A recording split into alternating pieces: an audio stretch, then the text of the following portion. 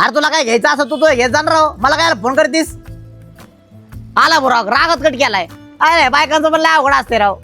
आईला माई बायको नाही बुवा अशी. लव्ह मॅरेज झाले पण माई बायको माझ्या शब्दाच्या पुढे नाहीये. ए तू राहू दे, नवीन नवीन आहे ना म्हणून चालू द्यावाला. ए बाबा 6-7 महिने झालेत माझ्या लग्नाला आणि लव्ह मॅरेजचा काय फायदा असतो ना रुसा सांग याला. अरे याला काय विचारतो एरंडवा आहे. निल्या तुला सांगतो लग्न झाल्यापासून एवढा आनंद ना भाई, एवढा आनंद. मी ना झोपेतून उठायच्या आधी माझं गरम पाणी तयार असतं माहितीये का. आंघोळ होस तर माझ्या हातात असा टावेल होतो, टावेल. अंग पुसूस तर माझा ना इस्त्रीचे कपडे रेडी असतात, इस्त्रीचे कपडे रेडी.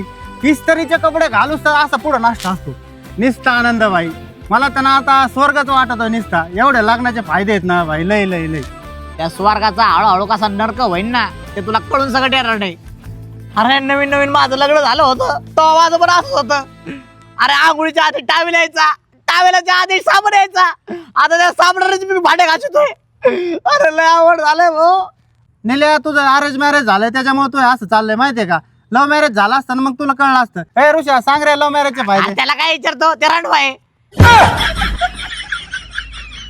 अरे त्याला कोणत्याच मॅरेजचा फायदा नाही माहिती, लव्ह मॅरेजचा पण नाही माहिती, अरेंज मॅरेजचा पण नाही माहिती. हा ना रांडवा कुठला. ए तो आमच्या नको राहतो रे.